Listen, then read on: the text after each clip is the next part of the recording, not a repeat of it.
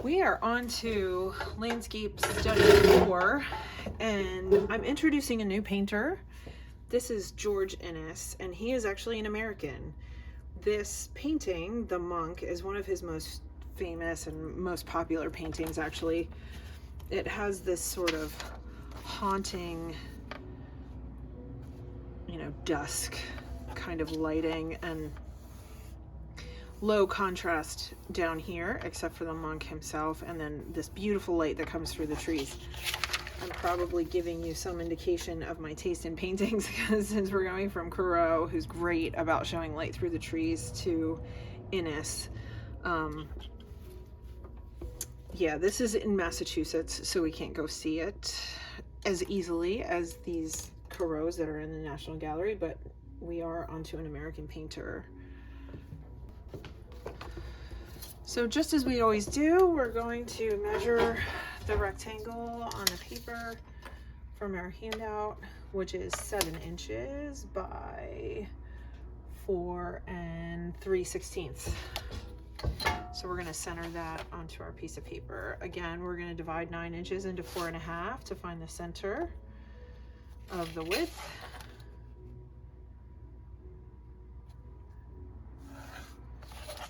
And then we're going to divide 6 inches into 3 to create 2 halves.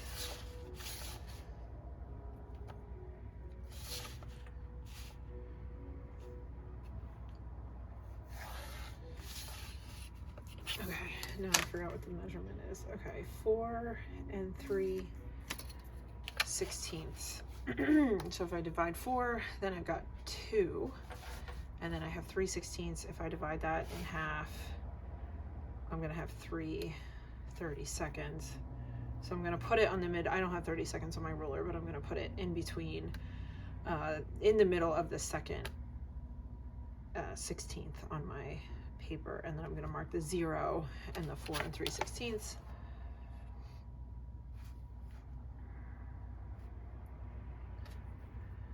And the 0. And the 4 3/16.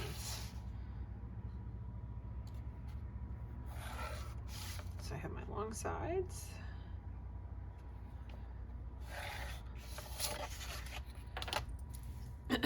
And for my short sides, I'm going to divide 7 in half, which is easy. That's 3.5. So I'm going to put my line on the 3.5 and mark the 0 and the 7.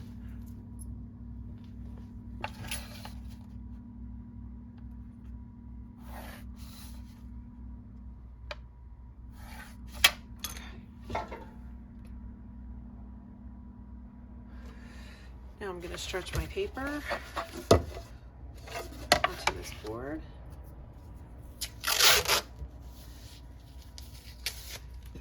First, I'm going to put the tape on my clothes.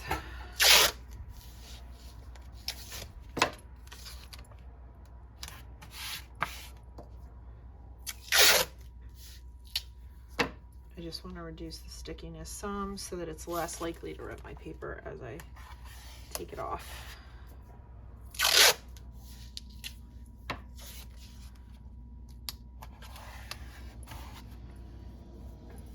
And you can use any kind of rigid board.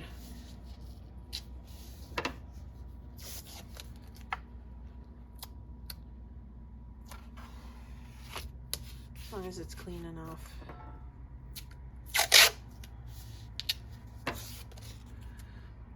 Now I'm going to tape off my rectangle. That way I can just go over the edge of the tape and I have a nice clean edge here. And this one isn't really structural, so it doesn't have to go as far.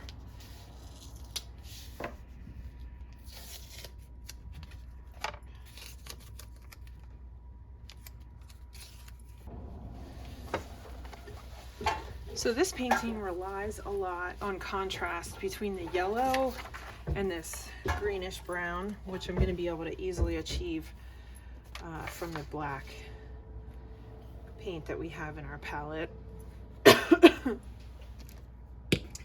In order to get set up, I'm going to put all my colors out. And we're gonna start with red, as we always do, because we want to be consistent in the way we set up our color. We're just developing a habit.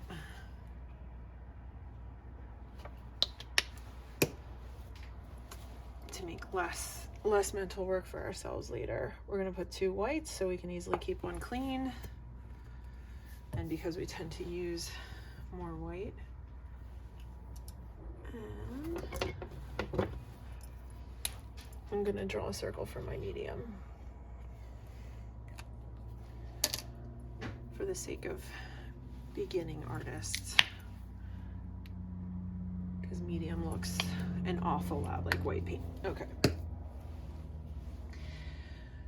So I'm gonna simplify this to 3 colors. And really I need this yellow. And I need this greenish black. And this is a variation of this.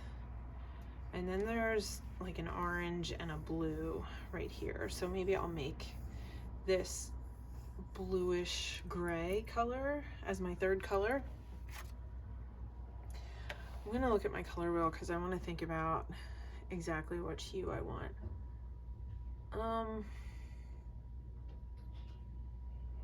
I want something in between these 2. So what I think I want to do is add black to the yellow and then add a tiny bit of red. We'll see how that works.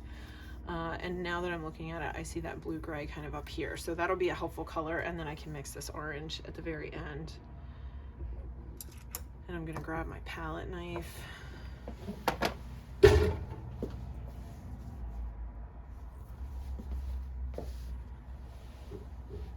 So I'll start with yellow. Oh, I forgot to put black. Black should go right here. Okay. So I'm gonna have yellow. And I need a lot of that because this is a weak pigment. It's not opaque. I'm gonna have to add things to it to get it to even be a solid color. Then I'm gonna add some black.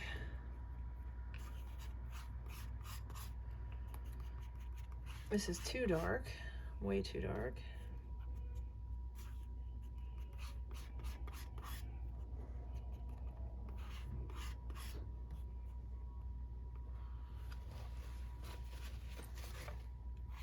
But that could be a useful color. That's the direction I want to head in for this dark color. So let's see. Let's use yellow with a little bit of this green. So by jumping off of this one, I reduced dramatically the amount of black that I'm mixing with. So that was an easy way to do it, rather than try to just get a tiny little spot of black. Okay, this color is definitely more orange than this. I need it to be more yellow and more red. But let me see if I can get it closer to yellow. Okay. I'm gonna put a tiny bit of red. Now again, red is way stronger than the yellow, so I've got to be careful with how much I'm actually putting in here.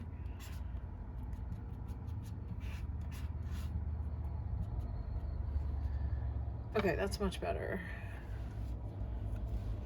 I'm gonna put some more yellow out.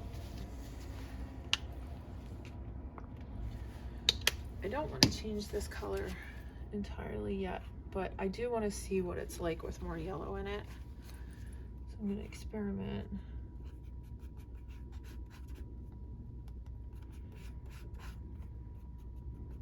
Yeah. I think I have actually all of these in here. Now I want to add a little bit of white. Just see what happens. And I might need this white in order for this color to really show up. Okay, it's a little more orange than that. So you can see, especially if you've been sort of thinking about this in the past couple videos, I'm gonna spend some time in the beginning of the painting really setting up my colors. But then once I get into the painting, I don't want to stop and make colors over and over again.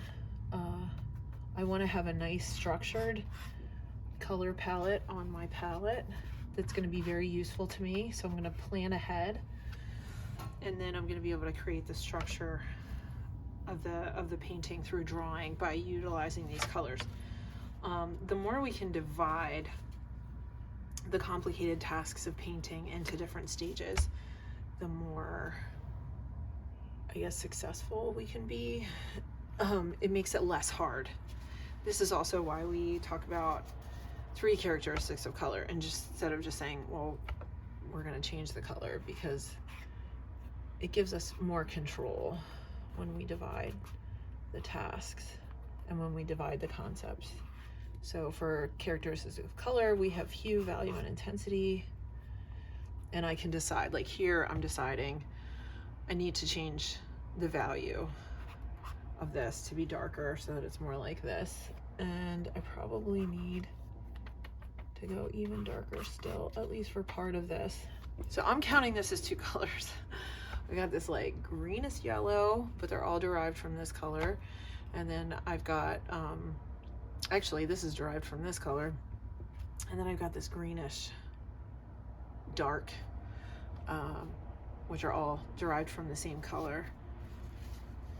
So I'm thinking about color relationships. I'm thinking about how can I most simply do this? Because if I'm out in the landscape, if I'm plein air, I want to spend only a little bit of time mixing color to get myself set up. Now I could really pretty much accomplish this painting with these 2 colors, but I'm going to go into this last color. Now this blue-gray is critical in this composition because it adds interest. Also this orange I think is pretty interesting and important too, but I'm gonna see if I mix blue and black, and I probably have way too much black, and I really don't need very much of this color anyway, because it's just this strip and this strip, but I'm gonna try to make a grayish color. I think I'm going actually for something more like this, so I'm probably gonna have to add a little bit of red again. And look how interesting this is. So we had to add a little bit of red to shift this color into something a little warmer and orangier from what we could get with the pigment in black, and now we're having to add red again. So that red is helping to warm this painting and make us feel sort of the light of the warmth of the light that happens in this painting. So we just figured out that red is a little bit critical here. Okay, I'm gonna add a tiny bit of red.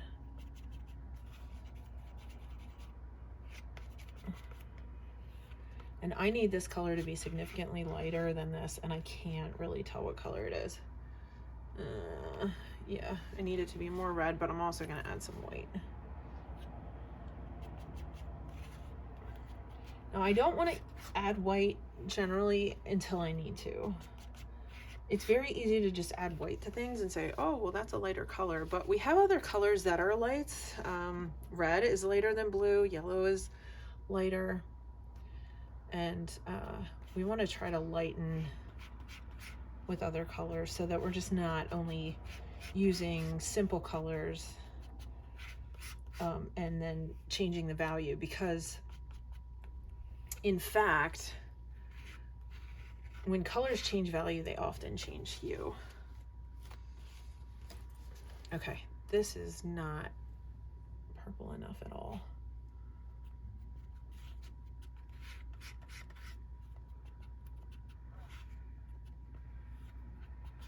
Okay, I see how now I'm getting a little bit closer.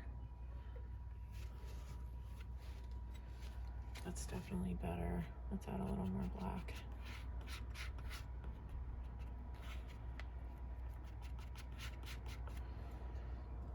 Okay, I can live with this color, actually. Well, let's go one more spot of red and then I can live with this color. Because as I keep flicking my eyes back here and trying to look at what I actually see, helping me figure out what I'm looking at here is actually mixing this color is helping me figure out what I'm seeing.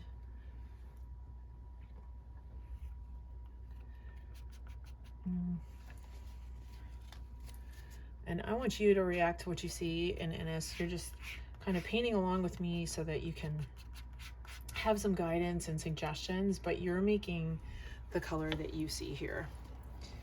I want you to practice looking at Inness, not following my directions. So when you're trying to figure out what color to mix, don't look at this, look at this. Just listen to me and watch me mix in order to help you figure it out for yourself. Okay, so I have 3 colors here. I have like a dark green, I have a yellow, and I have this gray color. And we're gonna put these together on this piece of paper and see how it goes. So I'm gonna start with my mid round. I need some water.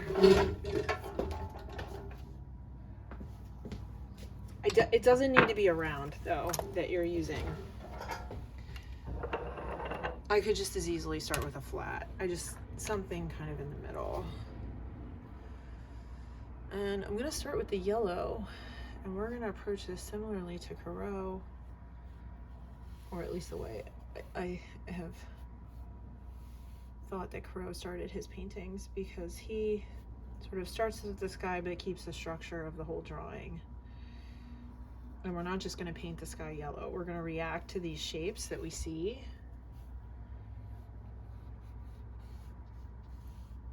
Okay, so here's the other thing that happens. This looks very green on my palette, but when I put it on here, it's actually much warmer, much more like what I am expecting it to look like. So, or much more like what I was hoping to mix.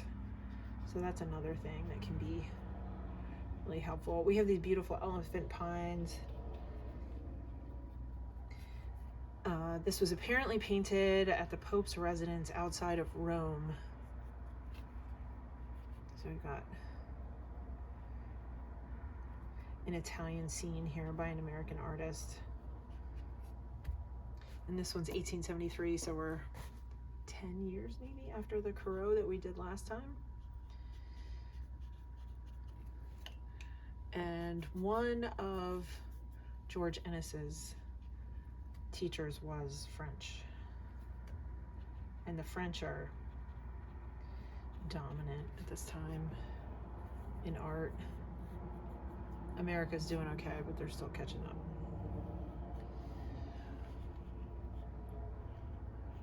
Okay, I could do this later, but I'm actually going to lighten this with white just a little bit because I want that light that's coming through the trees. I really want it to be evident here that this is lighter, and right now I have it darker, so, and I don't have quite the right color. So I'm gonna put this in here, and I can glaze this a little bit more later if I wanted to. This is a much bigger painting in real life, so obviously more detail, more lines that are able to be more precise and delicate than what I can get with this size, but that's okay because we're learning about the color. We're learning about how George Inness used color. I can go in here and get these dark clouds and again this like blue-gray kind of color, but I'm gonna glaze this later actually. I'm not sure if that's what Inness was doing, but okay, now I can go down here and I'll put in this wall. This is sort of an echo of this color, a little more green. So maybe I need to pull some of this in here. And it's darker. We can't see the light as well on this wall. So it's gotta be, but see how the value and the hue change. And I'm sort of ignoring the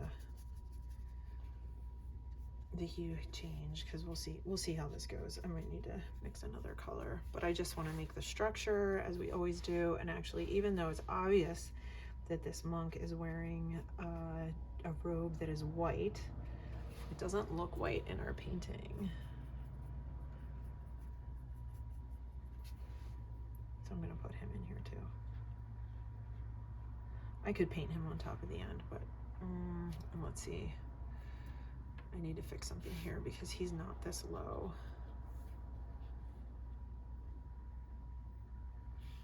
Okay, I'm gonna move this wall up a little bit.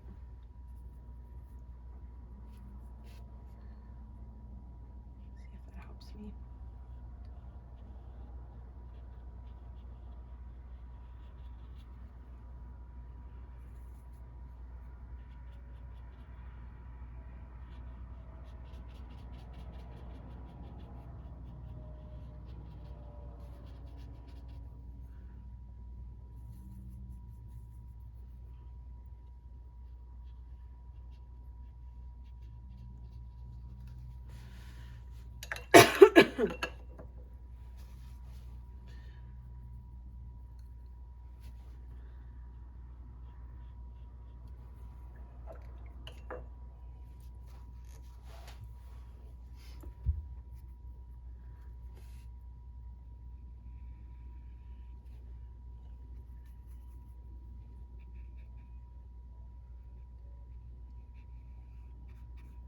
So I've got a pretty dark color here in the painting, and I'm trying to recreate that. And again, this contrast, and Corot does this too, this contrast that we have between the trees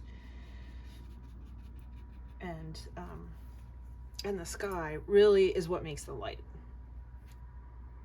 If we had medium tone trees, it would do something else. It wouldn't have this really dramatic effect. And Inness is great for this. This is why we look at Inness paintings, because he handles light just so beautifully. His paintings glow. And just like we looked at reflective objects and how that's created by the juxtaposition of a very dark and a very light. And even though our surface of our painting is not reflective, we can make something look reflective.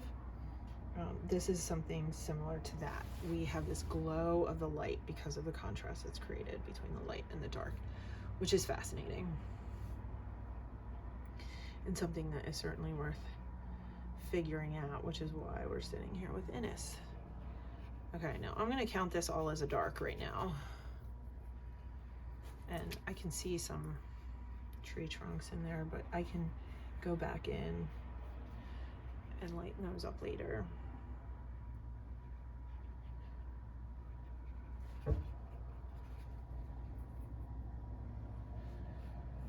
And like I had said before, we're gonna need a lot of this color. Okay.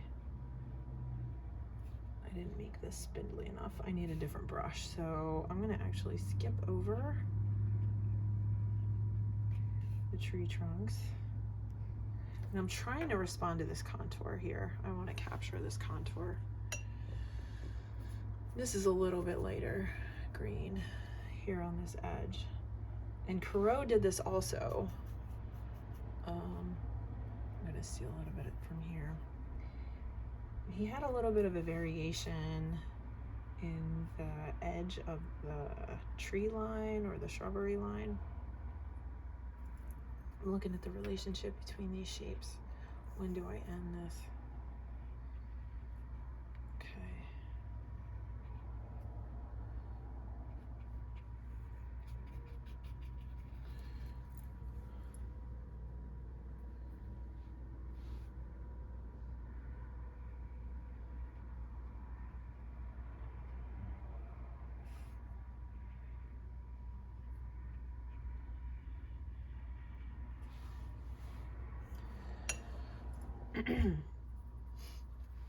And I've left this white because I'm always responding to the shapes that I see in the painting. We are not just painting fields of anything.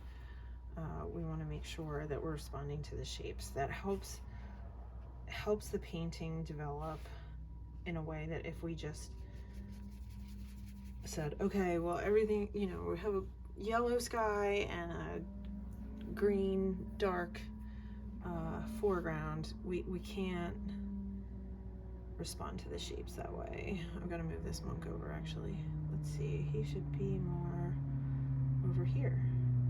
Okay.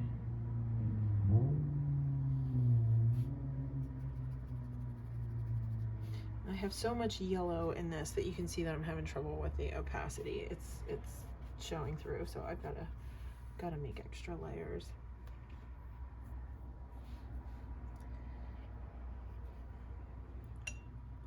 And it's okay for me to have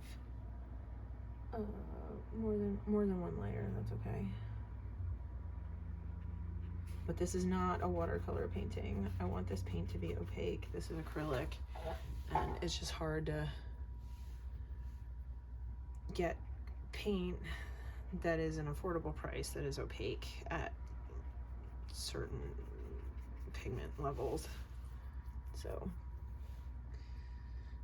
we'll just paint it again. Okay, I'm over here. This is where this is gonna be. Okay, I think my wall is actually needs to end somewhere like this.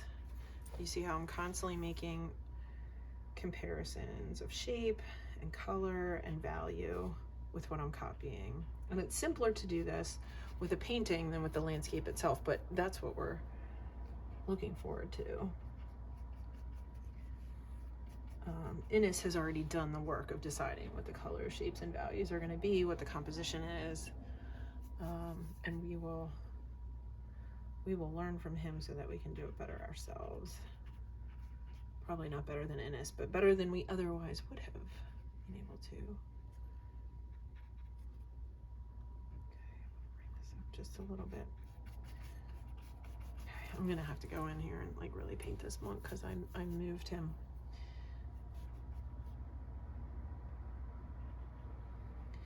And I'll use a narrower brush for getting these trunks. Again, they're really delicate and beautiful. I'm just not going to be able to do that with this brush. Partly because of the quality of the brush, partly because of the size, partly just because like it doesn't make sense to worry about it. Okay, I am pretty much out of this dark paint, and I still am having opacity problems, so I'm going to mix some more of it.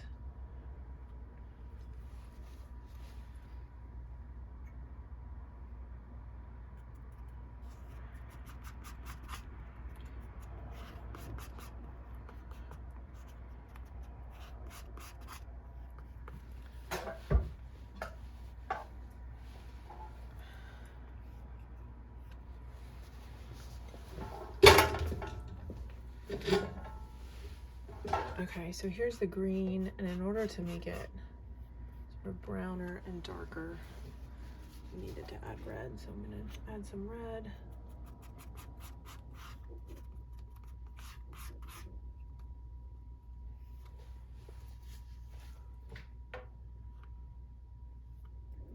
I'm going to separate this because I know I have a lighter green and a darker green in here in this painting, so.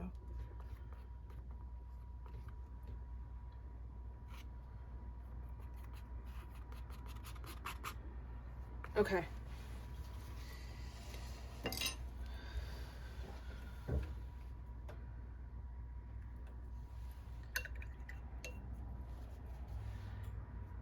going to use this lighter green to go in here and paint some of these areas that are actually a different hue.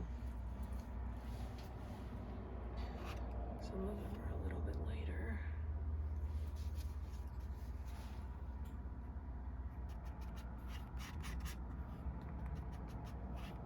I'm gonna put the tiniest bit of white in here. Let's see if I can balance. It's too dark. Too light, I mean.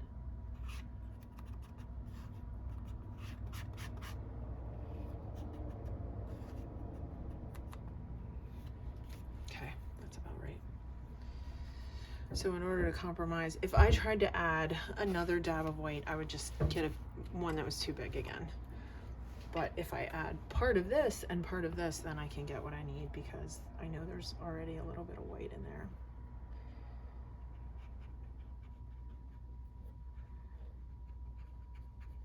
Okay, so I'm making this tree that's almost in the foreground, much closer than these other ones. And because it's closer and the tips of it are exposed to this light that's emanating from the background, it's more green than this like brownish dark color. And you can see how if I go in here and make this little bit of contrast, oh, which is so brilliant that Inness does this. You see how my painting starts to have the same kind of interesting quality that Inness's does. That kind of subtlety is so important here. Okay, I would say this is a little bit green. And I'm starting to see the difference between trees. Okay, this is slightly green on the top of here, but I'm gonna go back in. I'm just adding a little bit of that pigment, and now I'm gonna go back in with the darker one. Okay, and eventually I'm gonna go in here with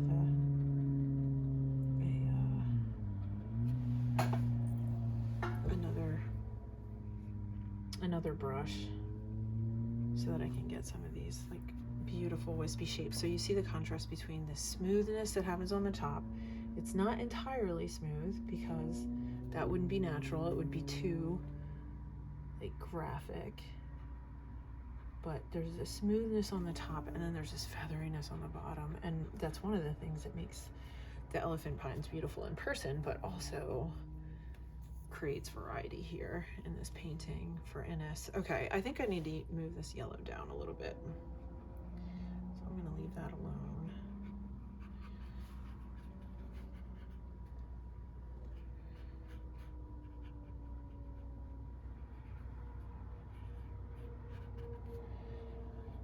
And layers also help to make some variety. I'm not trying to just paint a plain field. I'm trying to go in here and continue to respond to these shapes that I see. There's a shadow line or along these hedges.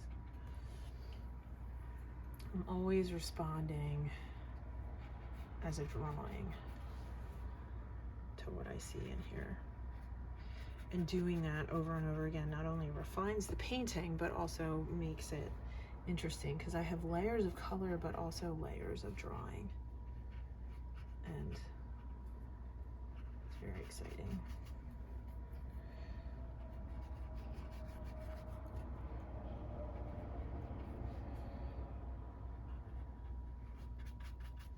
And Inness is just completely playing with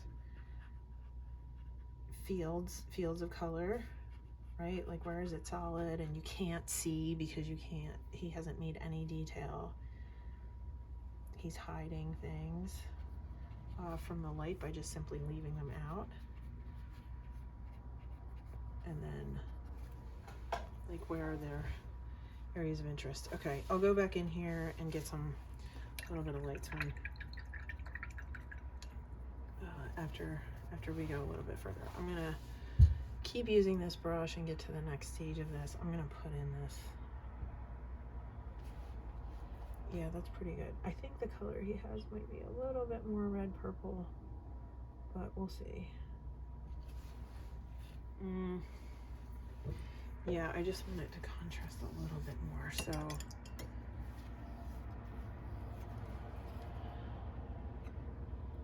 I don't want to change the whole thing. I'm afraid I'm gonna mess up. Let's go a little more red. This might be overkill. Add in some blue.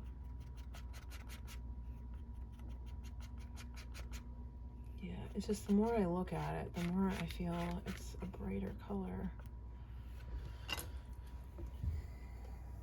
than what I had originally assumed it was. Okay, that's not changing very much. So I do need red. Now I have yellow in here accidentally. Nope, I don't want yellow.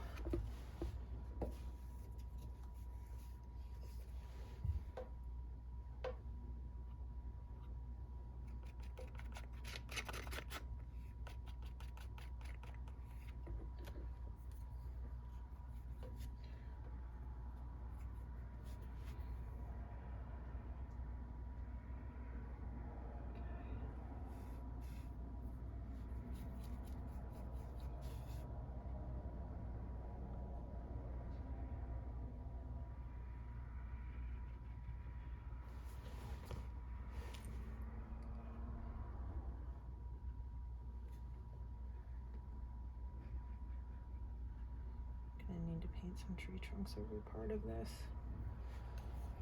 Okay, add some white to a little bit of this. See if I can lighten it.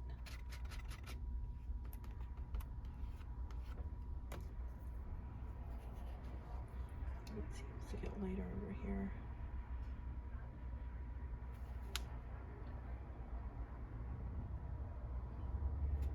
Okay, okay. There's some trees on top. I'm sorry, clouds on top here. This stripe that I'm gonna paint. Okay, last thing I'm gonna do with this.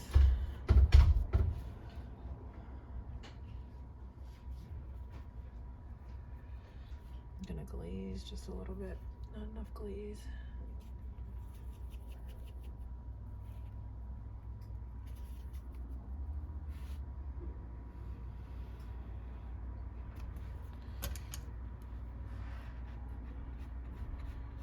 I just want to hint at this cloud here going across. Okay. I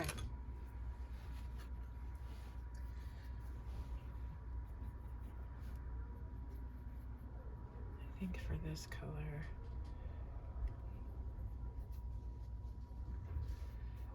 I need sort of a combination of these two in order to get this wispy little cloud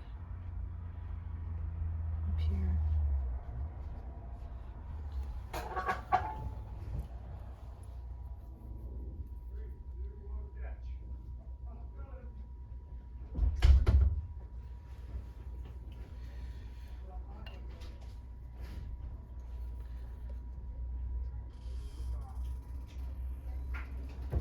Okay.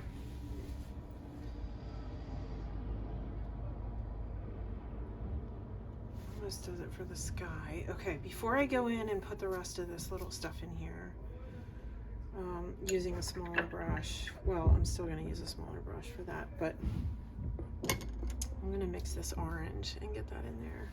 And then I pretty much have the color scheme, and I'll go in and touch up around here. We got to dull this a little bit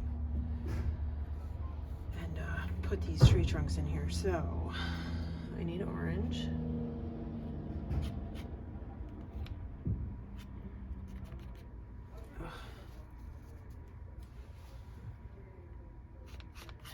That's not gonna work.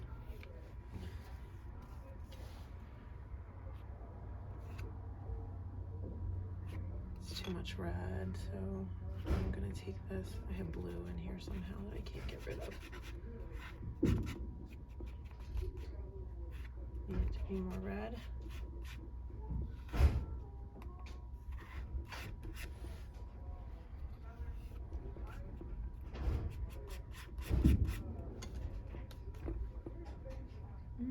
That's not too bad actually.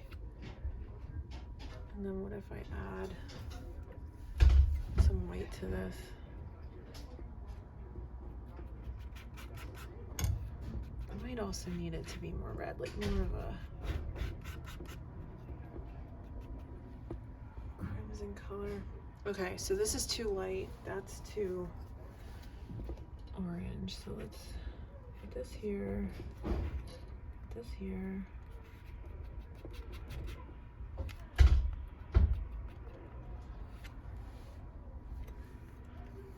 Go a tad more red.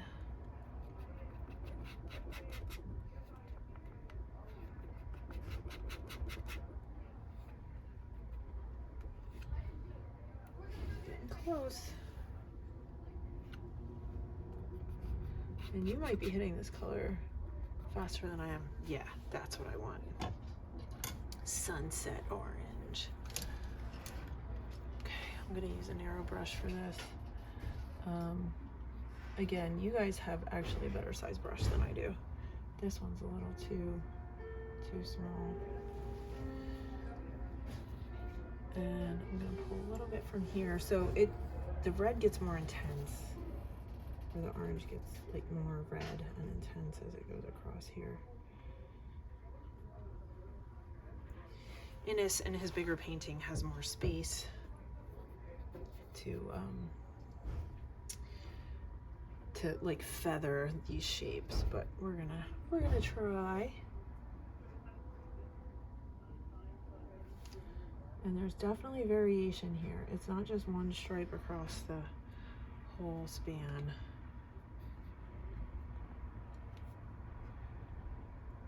He's got some like redder areas and some more orange areas. Yeah, that's pretty good.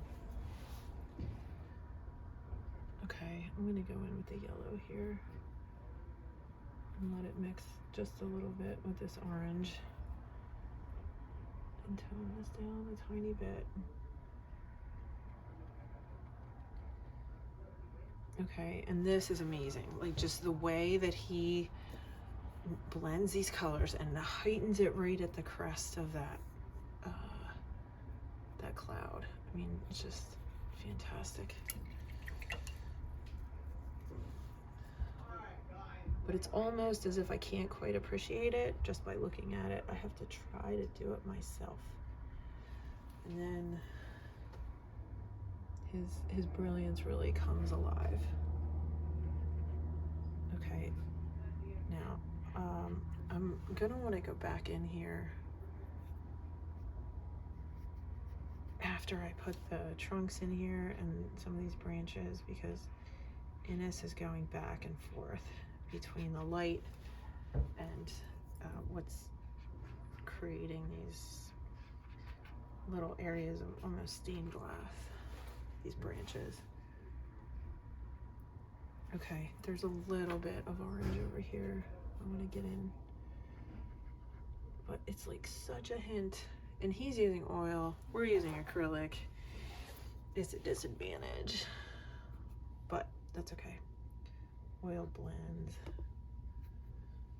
and glazes more nicely because it dries slower and it just has like a richness of quality that acrylic does not. But this is much easier for us to handle.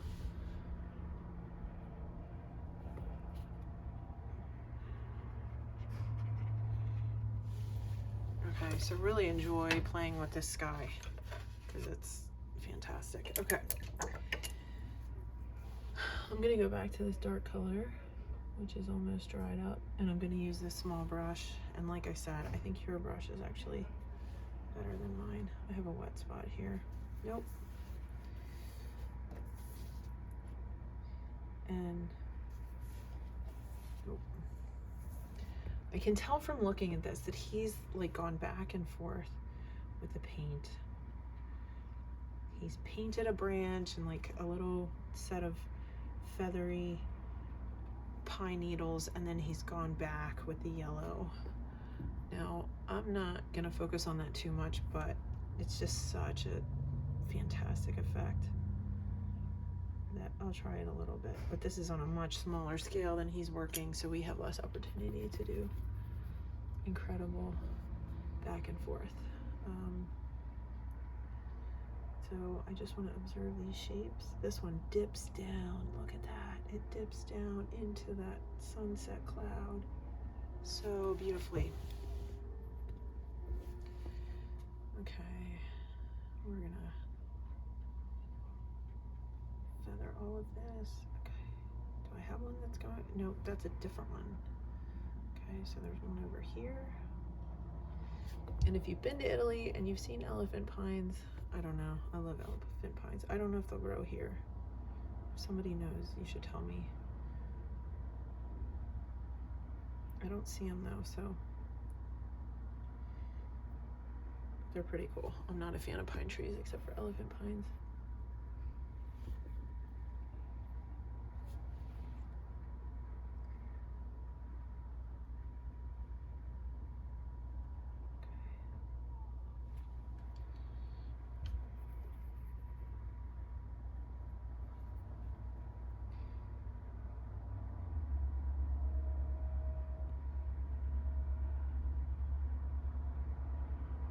Some to this one.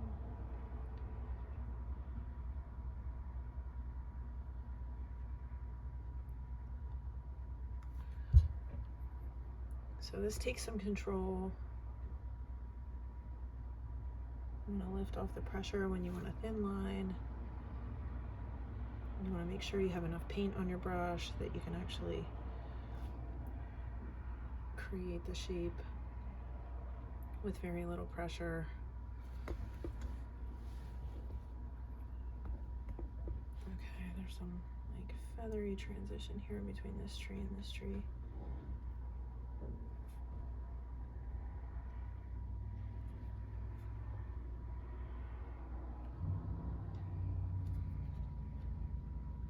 Okay, this one creeps around.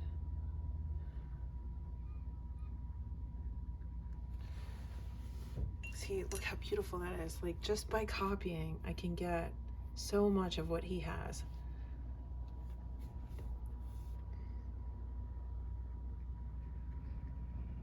And then it transitions from being basically dark to light. It's that contrast that's so critical. They can make painting glow even though, I mean, this is just a photocopy.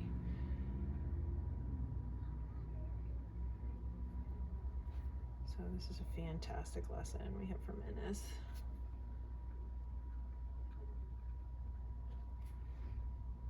Okay, this comes down, kind of a burrow.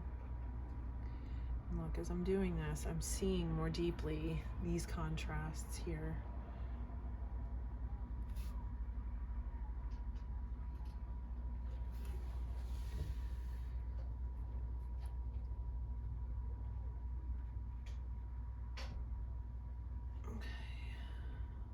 Got a cluster of trunks. Okay, and look at that. Whoa. Just by imitating. All right, I'm gonna knock this down in value before I keep going. I'm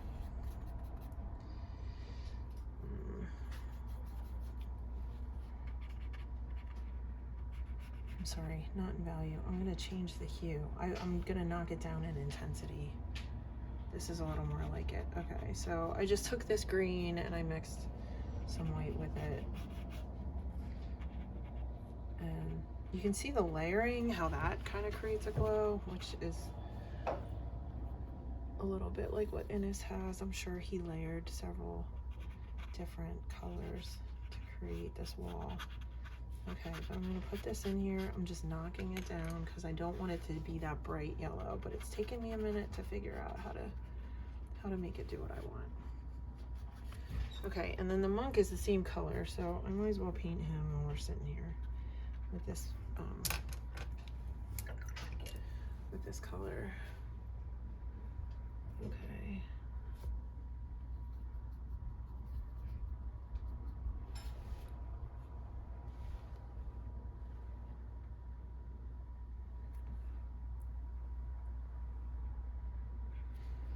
So he matches the wall. And then this trunk has a little bit of light on it. It's so cool. It breaks up this whole field. Okay, I'm gonna knock that down in intensity too. And I want it to kind of look like it's rising up here. I might have to go back in the other direction with this dark. Okay. Oh, I love this painting. So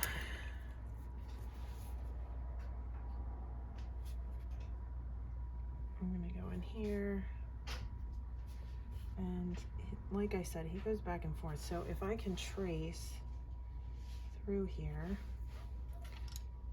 and put some of this light on top of this lattice arrangement, I can get some of what Inness is doing. You see how that, like, it looks like the light is coming through and making the branches seem a little bit smaller than they really are, almost like the light is creeping around the branch.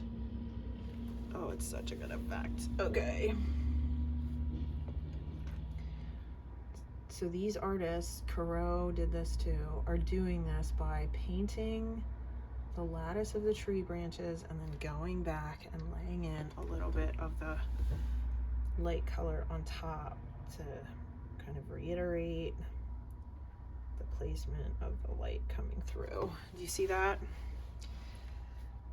it's really quite beautiful. Okay, and that is something that you can easily do when you are painting in the landscape and you see light behind the trees. And this can happen any time of day. Like this could be bright sunlight, dusk, sunrise. There's always light usually coming through the trees because the light is far away. Okay. I'm gonna go back in here and do these branches.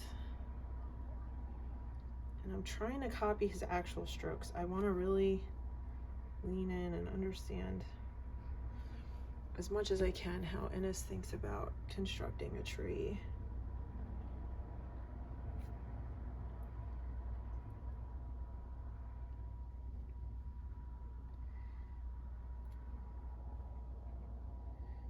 Trees can be difficult because they terminate, but they also seem infinite with how many branches and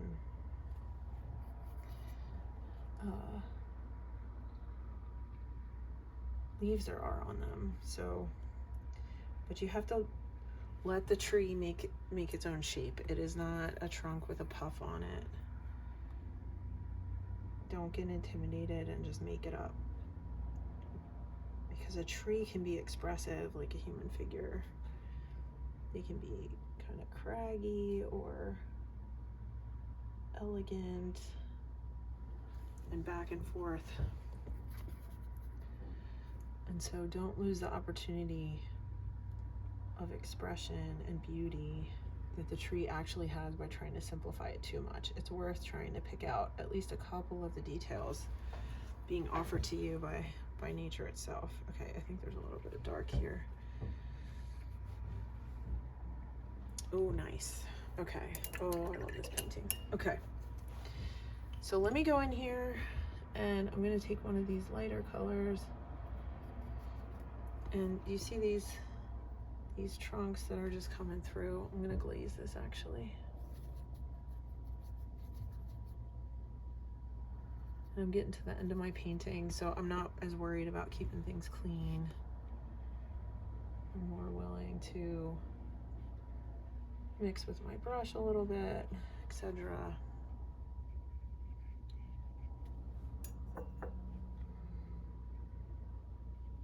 And this brings spatial depth, that we have some trees that are in front of other trees and we can see their trunks, and the other trunks just kind of become a clump of shadow behind them.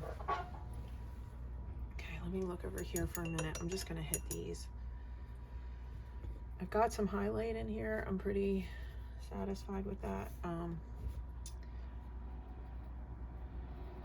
But I just, as these trees get down in front of the shrubbery, their trunks get a little bit lighter.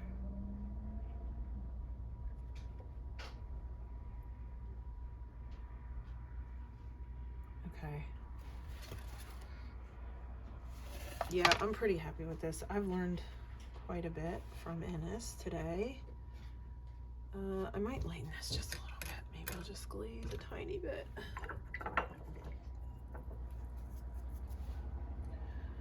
Okay, I want this color. Let me see if I can lighten it.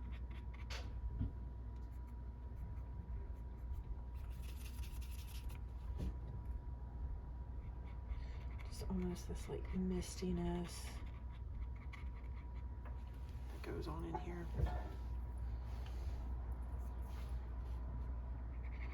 Gotta be careful not to mess up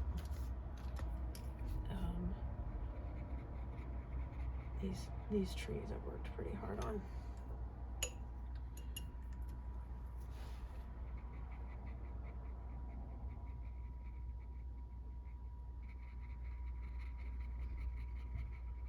And I'm using a brush with no paint on it just to go in here and surgically make this what I want it to be. Because I have the pigment on the canvas and I want to change it. Okay.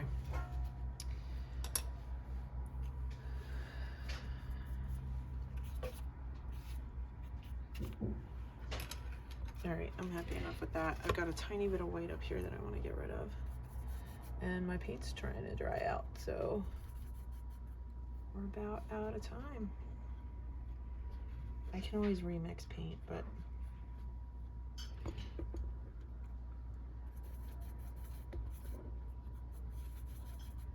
I need a little bit of white to cover up this black.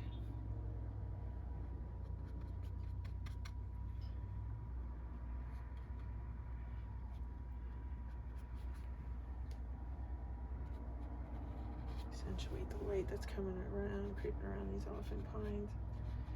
Careful I don't get rid of my orange. Ooh, nice. Okay, my monk might need a little bit of work.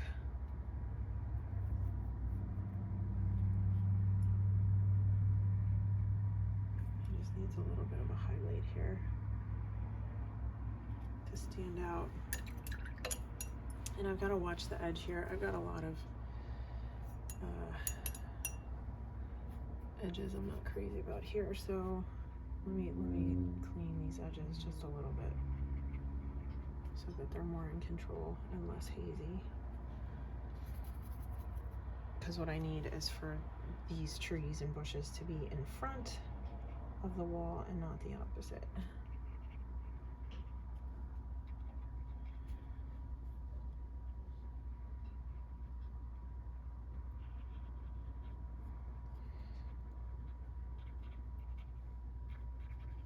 Okay. Yeah, that looks good. I'm happy, and we will do this again next week.